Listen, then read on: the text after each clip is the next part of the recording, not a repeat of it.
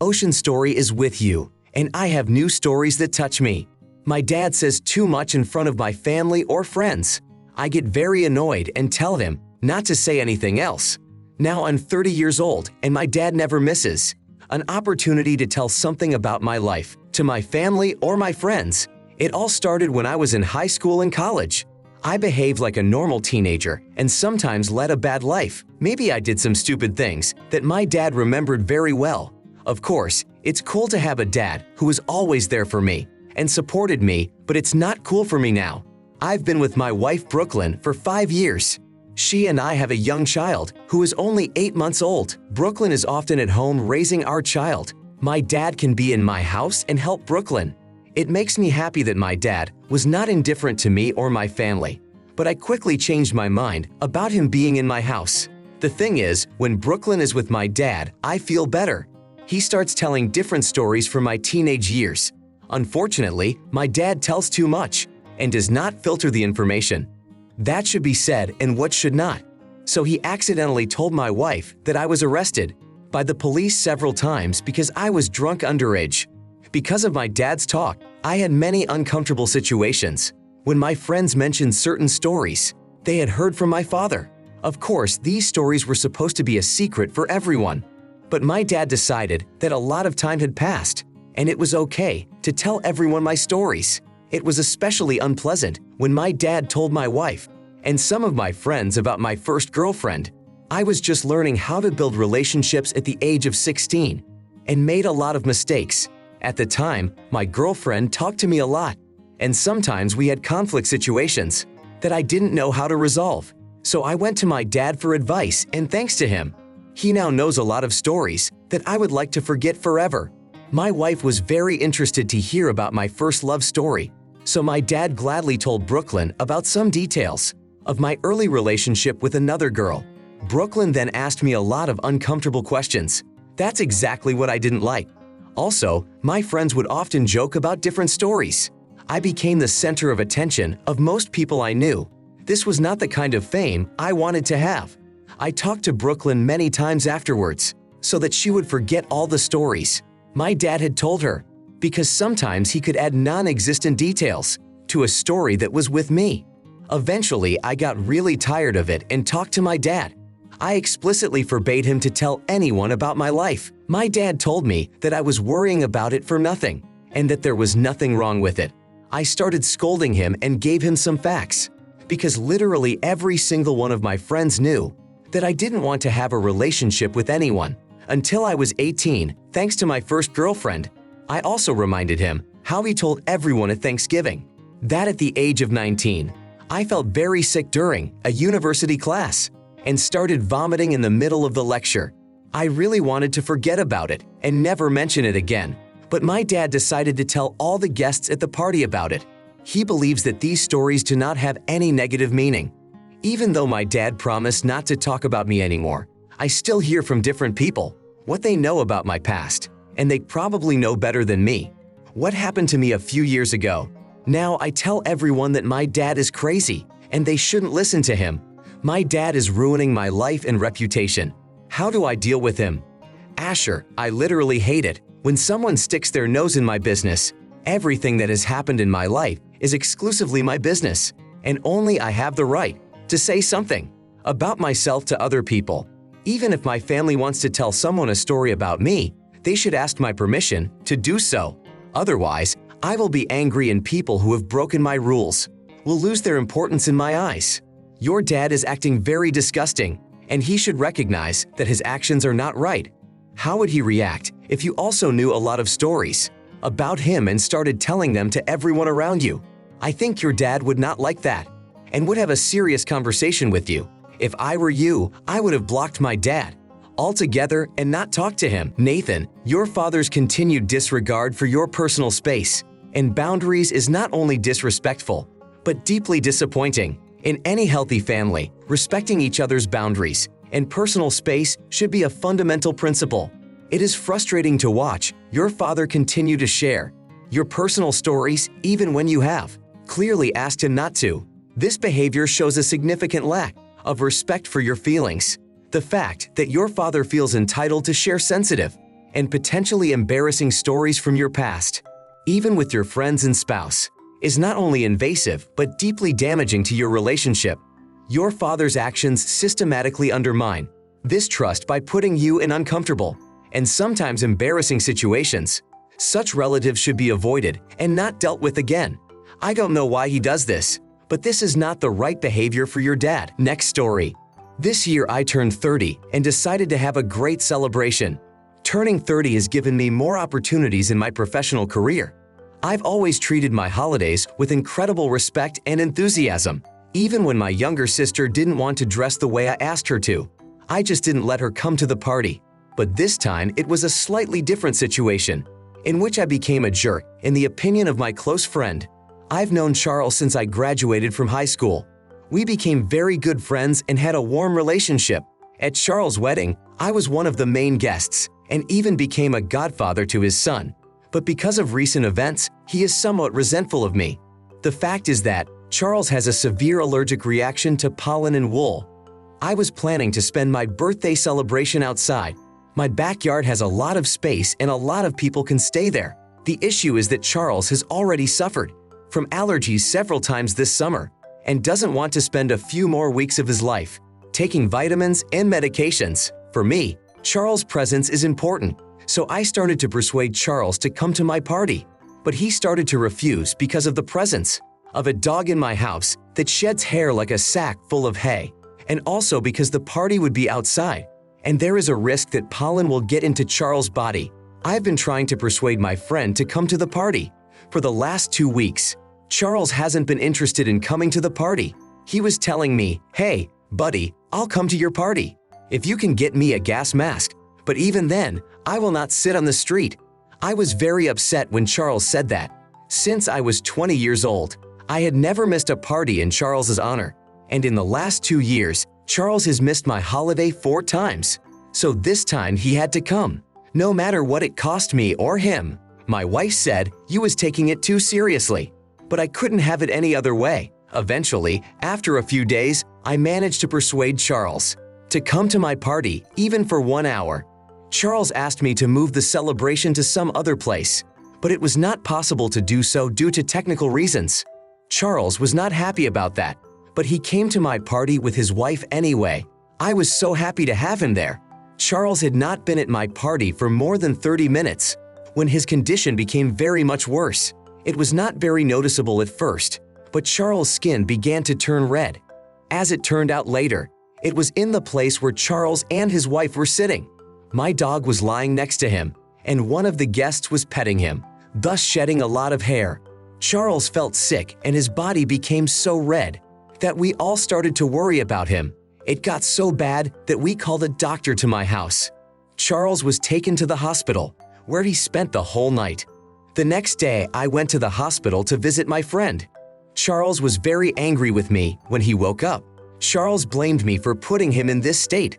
I admitted my guilt to him, but Charles was very angry that he would lose a whole week to recover from the allergic tragedy. I apologized to Charles, but he said, "Your apology will not give me back my work week and the opportunities I had. Now get the hell out of my room." I left the hospital and was very upset that I had put my friend in this state. A week passed and Charles was home and able to do his own thing. When I went to see him again, Charles did not want to talk to me and asked me to leave. I started to fight with Charles. He called me selfish and said that because of my stupid wishes, his health was lost and he had to be in the hospital. I apologized to Charles and said that I didn't want that for him. Charles did not want to talk to me and said, "Our friendship should be reconsidered because I don't want to deal with a jerk like you anymore." Some of my other friends supported what Charles said about me. They said that I really made Charles come to my house when he didn't want to. So since then, Charles thinks I'm a freak and doesn't want to talk to me. Maybe he's right and I really am a jerk. Josa, dude, you are an unbelievable asshole. Your actions in this situation demonstrate a shocking level of insensitivity and self-centeredness. It's one thing to celebrate your 30th birthday with enthusiasm, but it's quite another to ignore your close friend Charles' severe allergies, which you were well aware of. You demonstrated a complete lack of empathy by prioritizing an outdoor party over Charles' health. Despite your long-standing friendship with Charles, it is clear that you are more focused on your own desires and plans for the celebration than on Charles' well-being. Your persistent attempts to convince Charles to come, despite his serious health issues, give the impression that you value your party more than your friendship. If your friend changes his mind and decides to forgive you, consider him too kind to you. You really screwed Charles over, and what can you expect now? Paisley, when Charles' condition deteriorated to the point where he had to be hospitalized, your initial apology seemed insufficient. A true friend would have demonstrated genuine compassion and concern for Charles' suffering, as well as a willingness to take full responsibility for his role in the situation. Your inability to do so shows a lack of genuine remorse and responsibility for the harm that has befallen your friend. Your actions in continuing to push Charles to talk and reconcile, even after he had clearly expressed his anger and need for space, show a disturbing lack of respect for boundaries. At a time when your friend was physically and emotionally vulnerable, you should have respected his wishes and given him the space he needed to recover both physically and mentally. Your insistence only increased the tension in your friendship. Your actions are very selfish and disgusting. Perhaps you should consider why Charles hasn't come to your house for the holidays for the past 2 years. Now I want to tell a different story. I am the oldest son in my family. I am currently 18 years old and studying at college. My younger brother is just starting school and is almost 6 years old. My mom now lives with her new husband Andrew, and he has 2 school-age children, Theodore and Hazel, who are 10 and 7 years old. I try not to have anything to do with these children because they annoy me and I don't really like Andrew. He's not the worst person I know, but I don't like him on the outside. I only have a good relationship with my younger brother and a little bit with my mom, because 1 month ago my life started to change a lot. Theodore has always been unlucky in terms of health. He was sick about 5 times a year. He is one of those kids who constantly misses school because of illness. It's not Theodore's fault. It's not his negligence or his parents' negligence. When Theodore was 2 years old, he was diagnosed with a severe illness. That blocked his breathing and Theodore began to suffocate. It was a very difficult period for my mother and her husband. I sympathized with him, but did not take any specific actions. My friends say I am very cruel, but I am just annoyed by children, so I treat them that way. Theodore spent a very long time in the hospital after his illness. He was billed a lot for this, because Theodore needed 2 surgeries and a lot of medications. It's actually a very unpleasant story for me. I'll start with the fact that my own father died 6 years ago. He left behind only a watch that he gave me 1 month before he died. I don't wear it with me, and it stands in my room, in a special place. The watch is very expensive and has jewelry inside, but it is valuable to me not because of the money it can be sold for.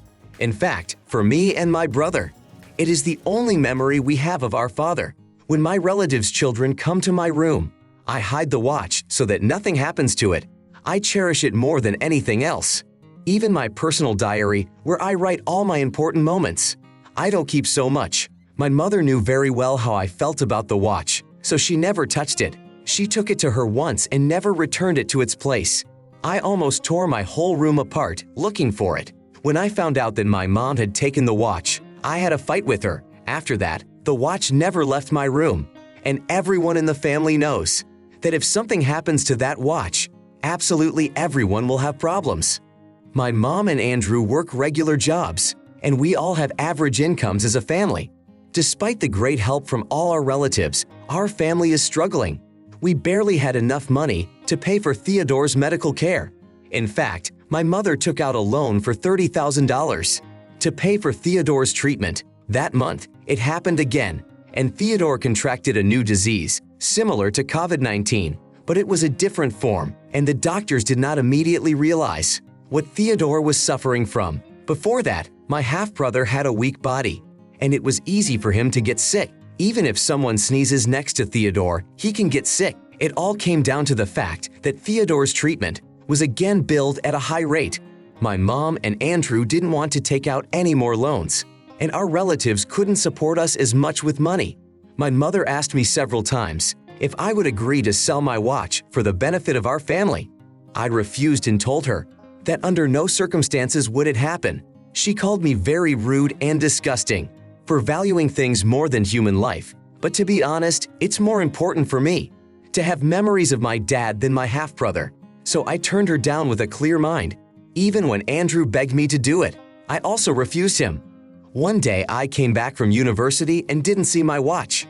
My mom said, "Son, Andrew and I have run out of resources and have no choice but to sell your watch. But I promise you, when we pay for everything, I will buy you a new watch. That will be more beautiful than this one." Everything my mother said was like words spoken into my heart. It was as if I was in another world where everything went wrong. I had a big fight with my mom because she did what she wanted, not what she should have done. She kept saying I did it to save Theodore. I told her I don't care about him. All I need is to have memories of my own dad. Theodore is important to you and your new husband, not to me. Since then, I've been living with my grandfather for almost a month and I can't stand my mom and her stupid family. I never want to have anything to do with her again. I don't care that the money they got from the sale of the watch saved Theodore's life. It doesn't matter anymore. My mom doesn't exist in my life anymore. Am I an asshole for reacting like this? Aurora, your refusal to help your family by selling your precious watch, especially when it could have saved your half-brother Theodore's life, is an act of extreme selfishness and insensitivity. It's natural to have sentimental attachments to treasured possessions, but when a loved one's life is at stake, the importance of prioritizing human life over material possessions cannot be overstated. The watch, while undoubtedly valuable to you, should not have taken precedence over the well-being of your young half-brother. It's sad to see you value an inanimate object more than your own family members. While the watch has sentimental value as a memory of your father, the decision not to sell it in a time of need shows a lack of empathy and compassion. In times of crisis, family members need to come together and support each other, and your actions show a significant failure in this regard. Savannah, the fact that you rejected not only your mother's, but also your stepfather Andre's requests to sell the watch, even when they were desperately trying to save Theodore, shows a complete lack of understanding and compassion for their difficult situation. It is important to consider the bigger picture and the well-being of your family as a whole. Your unwillingness to cooperate during this family crisis was selfish and heartless. Your harsh words and the way you have distanced yourself from your family, especially your mother, by refusing to sell the watch, are excessive and inexcusable. It is understandable that you had strong emotions related to the memories of your father, but to completely shut yourself off from your family, including your younger half-siblings, is an overreaction that only adds to the heartache and division in your family. You think your family is disgusting, but only you are disgusting, no matter how you feel. There are more important things than that. My next story. So I've been married to my boyfriend Thomas for 12 years. We have one child who is 6 years old. My husband is working at his job, and in a week he was supposed to have an event, something like a conference for managers. Thomas really wanted to go there to get more professional skills and grow in his career. The only major difficulty was choosing what to wear for the event. My dad Leo raised me and my brother. Now my brother Isaiah lives far away from us and has his own family. When Isaiah left his parents' house, he didn't take all his things and left some nice suits behind. My dad came to visit Thomas and me a few days before the conference Thomas was going to attend. We talked a little about life, and my husband told Leo that he had to go to an important event soon. My dad found out that Thomas had a need for nice things. He offered to take Isaiah's things and give them to Thomas. My husband was interested because his old suit did not fit his body very well. Over the past year, my husband has gained 10 kilograms, so we had to buy a new suit or borrow one from my husband's friends. A few hours later, my dad brought some suits to my house that belonged to my brother. When my husband started trying on suits, it turned out that one of them did not fit him physically, and Thomas did not like the other one in terms of appearance. My dad was very disappointed that Thomas did not want to take the suit that fit him. My dad began to persuade Thomas to change his mind and take the suit, but my husband still refused, and Leah was very offended, so much so that he didn't come to continue the meal with us. Leo took the things he had brought, slammed the door loudly on his way out of the house, and drove away. My husband was very uncomfortable with the situation. Thomas tried to apologize to my dad, but he didn't want to talk about it and started ignoring phone calls. That day, Thomas and I went to the store to choose a new suit for my husband. We managed to find several good options and bought them at a small discount. I sent a photo to my dad of what we bought. In the chat, he went crazy and started writing that the suit he let Thomas try on in the morning was 100 times better. My dad scolded me for my disgusting taste and for letting my husband buy such terrible suits. The Isaiah suit fit Thomas much better than the new one we bought. I told him that he was very wrong and that he was getting annoyed for nothing. Leo ignored my message and thinks I am stupid. I decided to call my brother Isaiah to find out what he thought about it.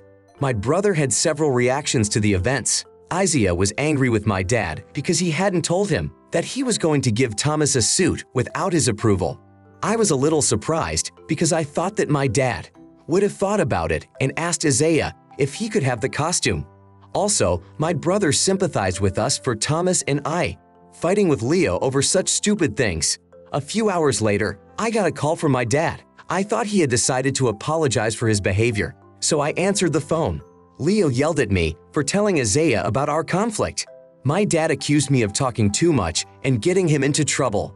I told him that it was only his personal problem, and he really did the wrong thing when he took my brother's things without his permission and wanted to give them to Thomas. It could have happened that Isaiah saw some photos of Thomas on social media and noticed that Thomas was sitting in his suit. I'm sure that would have been very offensive to Isaiah. My dad said, "You don't understand and you're not thinking about my good heart for you and Thomas. I don't want to have anything to do with you anymore. Bye." After the conversation, I was very upset because my dad doesn't want to keep in touch with my family because of a stupid costume. Even a few weeks after all the events, my dad does not want to talk to me. I tried to apologize to him, but in the end, I realized that if Leo doesn't want to take any steps to resolve the conflict, I won't do it either and humiliate myself in front of him. In my opinion, my dad acted very selfishly and thinks that only Thomas and I are to blame. Claire, Leo's actions in this situation show a deep disregard for both your brother Isaiah and your husband Thomas.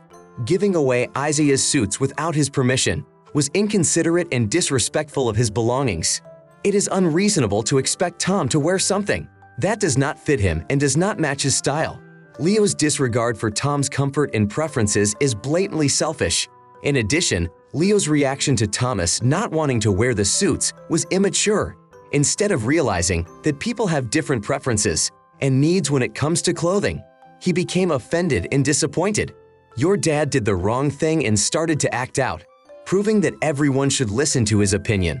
I'm sure he wouldn't have worn anything that didn't look good. So why is Leo making your husband do this? Skylar, Leo's anger at you for discussing the situation with your brother Isaiah is unwarranted. It was perfectly reasonable for you to ask your brother's opinion on the matter, especially since it was his belongings. Leo's refusal to recognize the potential emotional impact on Isaiah and his decision to blame you for discussing the matter shows a lack of understanding and compassion.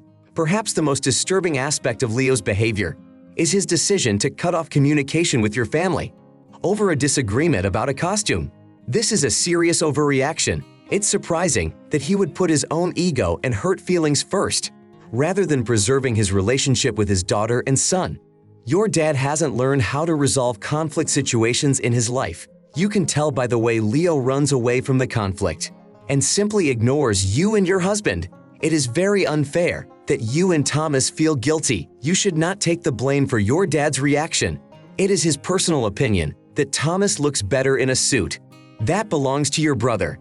Don't take it so personally. Your dad is a jerk. Lucy, my mom can also act very crazy. She is always, since I was a teenager, thought that everyone should listen to her opinion and advice. My mom was constantly interfering in my life and not giving me any free space, even when I was just packing for a few days to visit my friend who lived 2 roads away. My mom stood by me and told me what I should take with me. I asked her to go away and not bother me. My mom started to get angry and yelled that she knew better than me what I should wear to my friend's house. For a second, I was already 17 years old, so I know exactly what it's like to have parents who think they are extremely important. The people in the comments are right, and you shouldn't care about Leo's opinion. He behaved very carelessly and stupidly. No one is to blame for this situation but Leo. Thank you all for your comments. I will add details to the story. 2 months later, we were able to talk to Leo. He still thinks we are guilty and does not want to talk about it anymore. I am glad that we managed to partially reconcile, although it was quite difficult and took some effort. Now we just have dialogues with each other and nothing more.